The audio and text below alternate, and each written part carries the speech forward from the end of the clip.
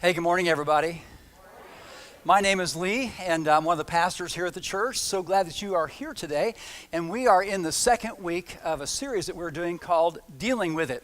And today, our topic is dealing with difficult people. Now, I know that none of you know any difficult people, right?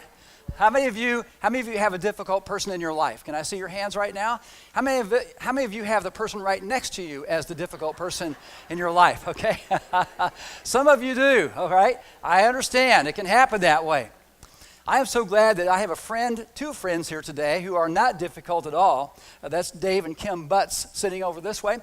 Dave was one of my roommates in college. Dave, will you wave real fast so people know which one you are, Kim? All right. Dave was one of my roommates in college from Terre Haute, Indiana, and great guy. He's gone on to the national scene. He works for the National Day of Prayer and works with Shirley Dobson and a whole bunch of other people. He's doing a great job. He told me that next year, what is the event in Sarasota next year? The event in Sarasota next year. That's going to be a National Prayer Committee will be meeting here in Sarasota next year. That's pretty cool to know that. Thank you, Dave, and thank you, Kim, also for being able to relay that to him. That's awesome. I'll tell you what. It's so good to have them here, and it's so good to have you here as well. And let me tell you, if you are a first-time guest today, we make sure that everybody gets one of those communication cards. We just ask that everybody fills it out. But if you're brand new, you might say, I don't know what to do with it. When the offering bag comes by in a little while, if you'll just put that in that will enable you to get it turned in. We have a place on there for prayer requests every Tuesday.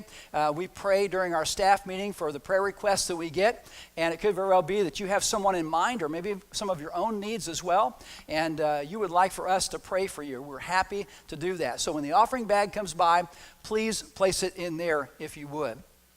You know, there are relationships that are difficult and have a lot of conflict in them. And so I hope that you'll take some notes today. On the back of your bulletin on the other side is an outline.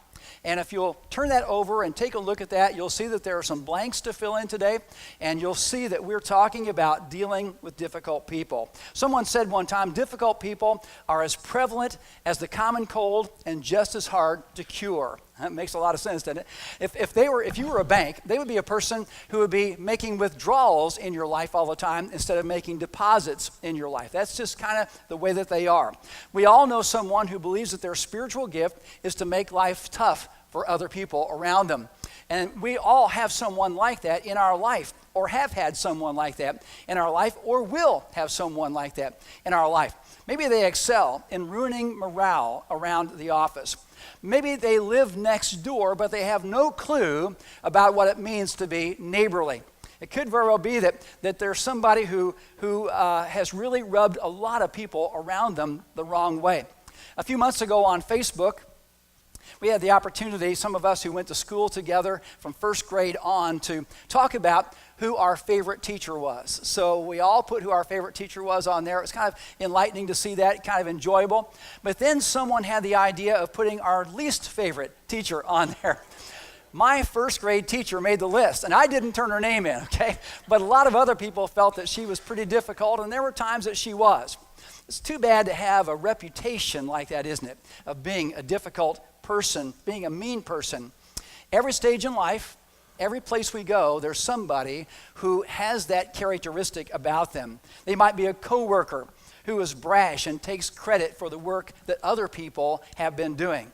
It might be someone in your college dorm who, when you were going to have midterms and you were studying, they had their stereo up really loud in the next room, and you knocked on the door to say, hey, could you turn it down a little bit or use some headphones because I'm trying to study. Instead of that, they went back and turned it up even more. We know what that's like, don't we? We understand. Maybe you live next door to somebody who has this really loud bass and stereo in their truck or in their car, and every morning at 6 o'clock, boom, that thing is thumping, just about knocking you out of bed. A spouse might be overly critical, or a church member might feel like they should be calling the shots instead of those who are in leadership.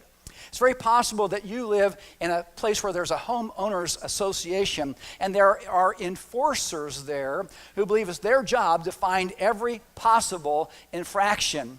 So they're going around with a measuring tape and taking pictures and all kinds of stuff just to see if they can catch somebody breaking the rules. We know how it is when we deal with difficult people. All of us bump into them from time to time. And the unpleasant truth is, dealing with difficult people can be difficult. It can be a challenge in that regard. So how do we do that? Well, the scriptures have some very important words for us today to be able to see how we might be able to deal with those individuals. And the very first thing is, do what's right. Don't compromise your witness. Do what is right. Don't compromise your witness. Romans chapter 12, verse 18 says, if it is possible, as far as it depends on you, live at peace with everyone. Now, what Paul is saying right here is not everyone is going to respond to you really well. But as much as it depends on you, be a person who says, I will rise above. I will be a person who will take the high road. I will be a person who will do the right thing. And so even if we are wronged, we are still going to do what's right, and we're still going to act godly, and we're going to have our faith on display. And what Paul is saying right here is that along with taking the high road, he reminds us that peace doesn't happen in a vacuum. It happens when someone decides to be the catalyst for peace, to be the one who brings about that peace. You know, in the Old Testament, Daniel was an individual who exercised winsomeness when dealing with difficult people. He and his friends were taken from Jerusalem, and they were brought to Babylon as exiles. And when they got there, the goal was for the Babylonians was to turn Daniel and his friends and all the other young men who had been taken from Babylon, turning them into Babylonians. And so they were wanting them to learn the Babylonian language. They gave them Babylonian names. They gave them responsibilities that were Babylonian. And they took them away from their homes, put them in this new place to completely change the trajectory of their lives. And one way they were going to start doing that was they were going to offer them Babylonian food. In fact, it wasn't just any Babylonian food. It was the king's Babylonian food. And you can imagine how tempting that might be for a young man leaving his home country, probably hungry after the long ride over there, the long trip that they made, and discovering that the king is going to share his food with you. But Daniel is discerning, and Daniel sees there's a problem here. He's looking at it differently than some of the other guys are looking at it. And he says, you know what? That food is not kosher. I cannot in all good conscience defile myself by eating that food. And so he talks to his three friends, Shadrach, Meshach, and Abednego, and he says, this is what my plan is. He goes and talks to a man named Ashpenaz, who is the king's courier, and he says, listen, I have a problem right here, and here's what the situation is. You know, I really can't eat that food. Can I present an alternative to you? He does it in a very winsome way. And he says, you know, what I'd like to do is my friends and I, if we could just eat vegetable soup and water for 10 days, and then you can examine how we are looking compared to our other friends and see if we don't look better. If we don't look better, then we will eat the king's food and drink the king's wine. Now, Daniel was confident in what he was saying. He knew that they would look better than those other guys who were eating the very rich food of the king. And so they did this 10-day experiment. And at the end of that 10 days, God was giving favor to Daniel for standing by his principles, by doing what he should and handling in a winsome way. And so he received favor from the king's eyes. Now, how did Daniel deal with difficult people in this incident? He stood for his faith in a winsome way. He could have condemned their food selection. He could have been belligerent with them. But instead, he explained his situation and he offered an acceptable alternative. He exercised wisdom in dealing with this unfair expectation, and he made it better for other people as well. Isn't that often what happens when we deal with a difficult person or situation in a right way? Oftentimes we are not the only beneficiaries. There are other people who benefit as well. And so that's living proof right there that Daniel did that and shows us how that can work. Now, when you're dealing with difficult people and their expectations, it might be tempting to say, you know, I'm going to make a little compromise. It won't really matter. But that's the time to remember, wrap your rope around the anchor of your faith and hang on tight. It's very likely that won't be the end of your difficult experiences. It sure wasn't for Daniel, because Daniel, all through his book, is dealing with difficult people and difficult circumstances. But at the same time, Daniel had earned respect for that initial stand that he took. And God continued to open up doors for him of effectiveness that enabled him to deal with difficult people and difficult circumstances. And when you are following the truth, when you are standing for your faith in a winsome way, God will honor that as well. Now here's the second thing. Do what's kind and gracious, don't retaliate. Do what's kind and gracious, don't retaliate. You know, several months ago, Ken Greenway from our church and I were going fishing at Lake Manatee. We were leaving his house in his truck. He's pulling his boat, and I'm riding in the passenger seat. And as we're going along, we're riding on Bay Vista Street, and we are approaching the intersection at Tuttle.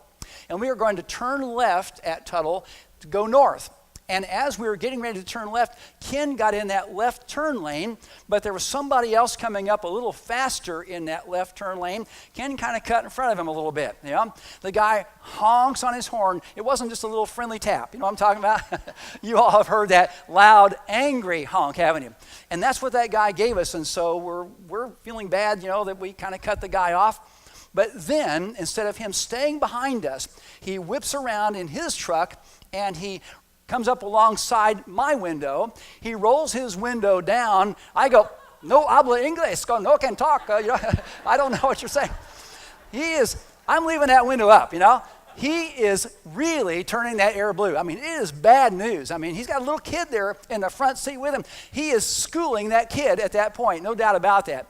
But he is so angry, he's cussing, and I'm trying to say, sorry, we didn't mean to do that. It was just a mistake, you know, honest mistake, trying to defuse the situation. And when the light turned, before he rolled up his window, spit out that window, right over the window right there. I'm so glad my window was up at that time, okay? It's not a good way to start a fishing trip, to get somebody to spit all over you.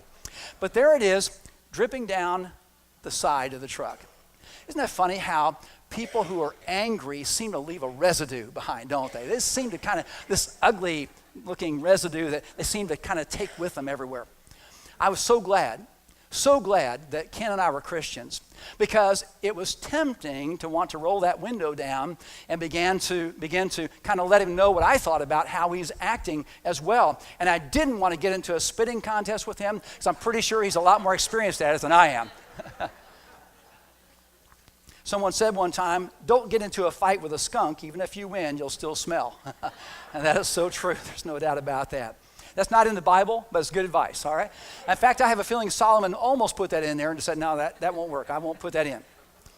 But there is something in the Bible that makes a lot of sense about being careful around a difficult person. Let me share that with you. Proverbs 26:21 says, as charcoal to embers and as wood to fire, so is a quarrelsome person for kindling strife. Let me repeat that just because I want to make sure you catch it.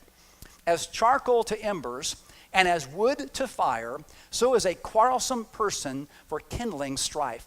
Now let's think about a campfire for a moment. We've all been around a campfire. Let's say that we have started this fire. We got some wood out there. We got the flames going. It's looking good. It's 2 or 3 feet high, and we're enjoying it. But after about 45 minutes or so, it's begun to burn down. In fact, as we look at it, all we're really seeing is glowing embers there on the ground in the fire pit. It looks a little bit like pictures of Hawaii at night when there's flowing lava, you know. There's darkness, but there's also these reddish, orange, glowing areas. And that's sort of the way that those embers look. Now, they're fine, but at the same time, they need fuel to keep burning. They need something to be put on them so that fire will grow again. And so you put some logs on that, and it isn't too long until they catch fire, and you've got a good fire going again. What you did was you added fuel. You know what's going to happen when you put the fuel on it. And Solomon is saying that a quarrelsome person, a difficult person's presence, doesn't diminish strife. It doesn't let strife burn down. Instead, they contribute to it like adding wood onto a fire. And so how do we act around a person who wants to spit on our windows and who has a tendency to be combustible? Well, here are some excellent words for us. I love the fact that Solomon says in Proverbs 15:1, a soft answer turns away wrath. A soft answer turns away wrath. You know what usually happens? It's when a person says something to us and we say something back, they have to say something back to us just a little bit stronger, don't they? Remember how it was when you were a kid on the baseball diamond, guys, maybe gals playing softball, and you would take a bat, and to decide who was going to pick sides first, you would take that bat, and someone would toss it to the other person, they would grab it, and then the person who did the tossing at first puts their hand over the bat. And then the next person puts their hand over the bat like that, and they keep on going till someone reaches the very top of the bat. You're escalating to get to the top. And what happens when we get into a discussion that begins to get out of control is we escalate, and soon we are not just discussing any longer, we may be shouting. And instead of diminishing the strife, we are contributing to the strife right here. Solomon wrote, it's to a man's honor to avoid strife, but every fool is quick to quarrel. Isn't that true? A wise person knows when to be quiet. A wise person knows when to walk away from a situation. A wise person knows that to ignore something allows it to begin to die down in almost every case. We know that when we've lost our temper, we've been one to retaliate, and we make things worse like that. But when we have either changed the subject or walked away, or at least responded with words that are more gracious and kind, we have kept that situation from escalating. Paul wrote to Timothy saying, don't have anything to do with foolish and stupid arguments, because you know they produce quarrels.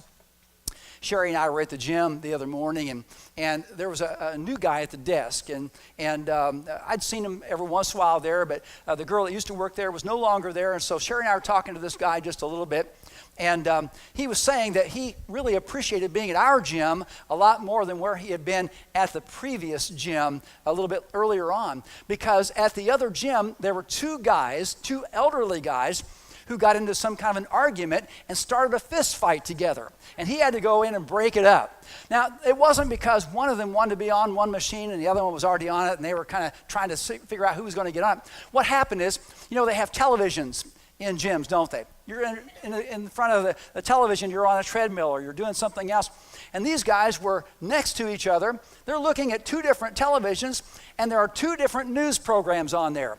National news programs. And those two national news programs are diametrically opposed to each other. And so each one of them was trying to say, mine's better than yours. No, mine's better than yours. And it wasn't long until these two elderly guys got into a fist fight, and he had to go in and break it up. I mean, they were even older than Wally. I'll tell you what, it was pretty amazing. I guess they hadn't read this passage I just read either. Paul's message to Timothy continues.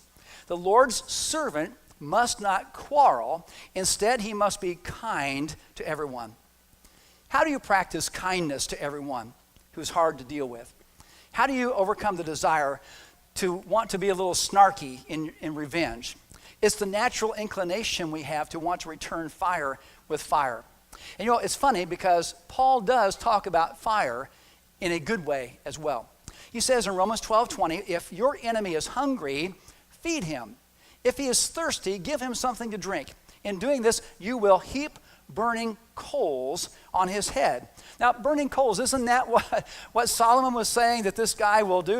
He's going to explode and escalate and everything. But instead, when Paul uses that, he's looking at it from a totally different perspective. Solomon said the quarrelsome person stirs it up and adds fuel. But Paul is suggesting something else. Now, is he suggesting that we return the favor of figuratively burning that person with some sarcasm? No, that's not what he's saying.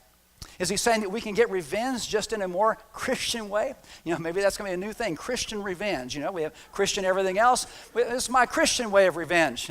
No. What he means is we don't return evil for evil. Instead, we return good for evil. And when we do, as Warren Wiersbe says in his commentary on this, he says, the coals of fire will likely be like a sense of shame on this person, because after all, they are expecting us to retaliate and act like they do. When we instead respond with goodness, when we say, are you thirsty? I'll bring you something to drink. When we have a troublesome person at work and we know that they like a certain soft drink, why don't we, during lunchtime, go out and purchase that for them and give it to them? Why don't we say, I know you like this certain type of sandwich. I picked up one for you and one for me. Why don't we do something like that? Isn't that a way to begin to build a bridge? Isn't that a way to begin to diffuse a situation just a little bit? Now, will that person be perfect after that? Boy, don't we wish? They probably won't. But you are beginning to open up a door of correspondence with each other, beginning to open up a door of maybe appreciation where he says or she says, wow, I didn't expect that. And they begin to feel this bit of shame on how they have been teaching you and treating you. In reality, we are retaliating, but we're retaliating with love and kindness, and those two things can be disarming. So here's what else we need to do. Do what's possible, but don't leave God out. Do what's possible. Make sure we don't leave God out of the picture. David wrote in Psalm 130, verses 5 and 6, something very interesting. It seems kind of innocuous. It seems like you could just zip over it very easily, but I want us to get the point of this. David wrote, I wait for the Lord, my soul waits, and in his word I put my hope. My soul waits for the Lord more than watchmen wait for the morning. More than watchmen wait for morning, he says. Now, when we examine this passage, first, he's talking about patiently waiting for God's action and direction. He's anticipating God's leadership that comes from the Word of God. So he's counting on God's direction. He is saying, God, I'm trusting that what you say in your Word is right. And I am planning on doing what is right. I'm not going to try to find another way around it. I'm not going to say my way is better than your way. I will trust in your way, Lord. But then he also mentions the watchmen. What do watchmen do? Watchmen in that day would stay up all night. They might be in the wall that was surrounding Jerusalem or some other place, and they would keep an eye out for enemies or problems that could be rising up. And as they would watch for those things, they would protect the people inside. Now, they were supposed to be doing this all night long. But in the morning, when the sun's rays began to peer over the eastern horizon, that is when the watchman says, my time is done. He gets out of the place in the wall where he has been. He comes down. He goes home. He eats some breakfast. He spends some time with his family. Then he might do a few other things. He goes to sleep. And then the next day, he gets back up and does the very same thing again, or that evening. He goes to the wall. He stands up there. He keeps an eye out for everything that's going around in that area. He is watching what's going on. The watchman is doing what he is called to do. He's actively pursuing what he's supposed to do. Now, how do these two things tie together that David is saying? He's saying, I want to follow your word, Lord. But he's also saying, in the meantime, I will also faithfully do what I am supposed to do. I'm not going to allow this difficult person or this difficult situation, I'm not going to allow that to keep me from doing what I am supposed to do right here.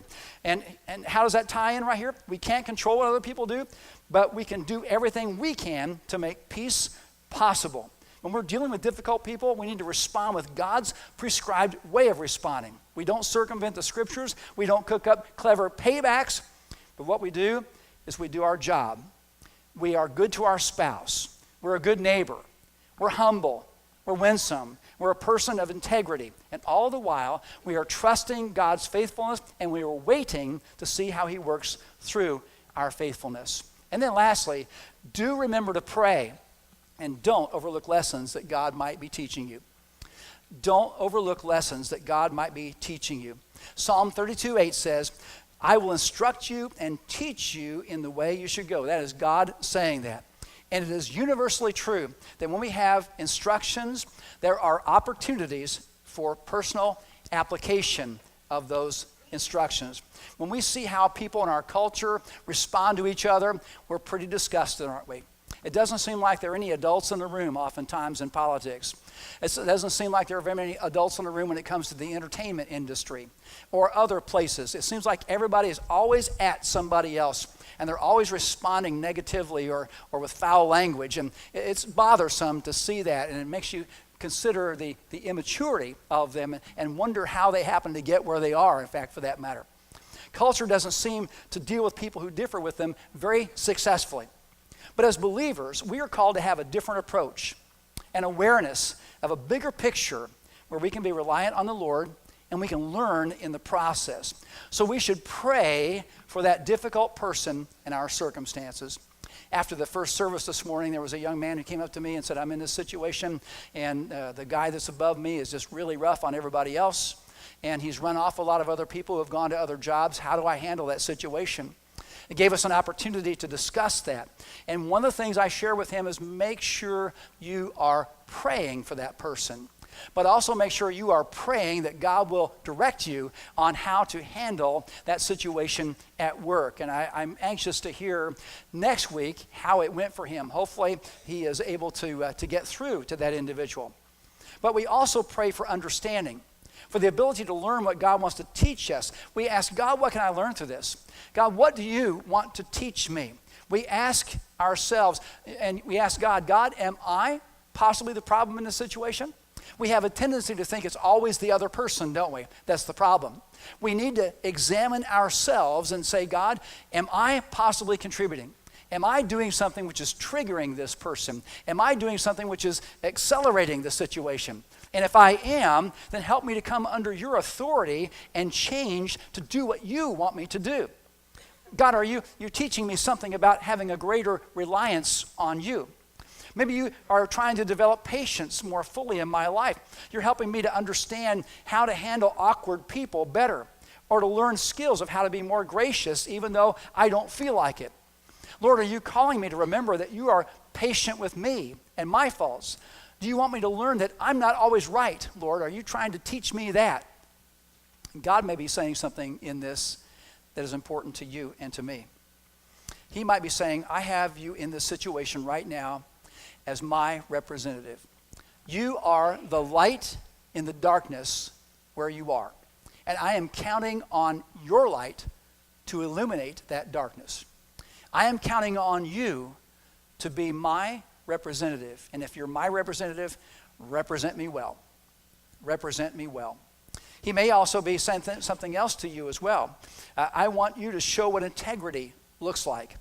I want you to be an example of how things should be done. And I want you to begin to change the other person's perspective. God might be even using difficult people in your life then to open up a door to another opportunity as well. It could very well be that maybe things are so bad at work, God might be preparing another place for you that will open up soon, and you are able to go into that, and you're going to say, God, thank you so much. You helped me to learn some real lessons underneath that difficult person, but you have given me peace in my life as well. I have not compromised myself, and God, I see that you are rewarding that obedience to you, that you are have my best in mind. And so I think that's important as well. Here's something I want you to think about. Remember that your present trials are preparing you for God's future purposes. Your present trials are preparing you for God's future purposes. When you think about it that way, it helps you to look at difficult people as an instrument of God for Christian growth and for character development as well. You know, today we've talked about dealing with difficult people. We all have them, we all know them, and I hope that what we've talked about will encourage you and will help you even tomorrow or even today as you begin to deal with someone who is difficult, and will help you to think and will help you to do so in a good and Christ-like way. You know, there was really nobody else who handled difficult people better than Jesus Christ. He's the one who always knew the right thing to say.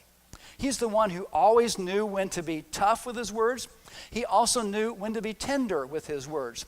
He spoke when it was necessary, and he was quiet when it was expedient to do so. He had people who loved him, but he also had people who wanted to kill him. But all the way through, he handled difficult people with just the right response. You know, I am so grateful that God saw us when we were difficult people, and we were rebellious people, and he still wanted us in his life. He still wanted to make a difference in our lives that would change everything about us, that would change our perspective, the way we treat other people, the way we love God, the way we understand ourselves. the way we understand life itself. God has enabled us to know that. He was willing to come in when we were nasty. He was willing to come in when we were rebellious. He was willing to come in when we were rejecting him. He was willing to come in when we were egotistical. And yet he said, I love you enough. I want to make a difference in your life, to soften your heart, to make you pliable, to be like that clay that the potter makes and shapes into something very, very precious and very, very useful. So glad that he is able to do that. And he has done that in so many lives who are here today. Maybe there's someone here today, though, who has never just said, God, please shape my life. Please turn me into the person you want me to be. Lord, I've been doing it my own way. I've been resistant. I've been hesitant. And yet I know at the same time you have been calling me. And I don't want to resist any longer. I don't want to hesitate any longer. I want to put myself in your hands so that you might shape me as you want me to be. Help me to be submissive to you in that regard.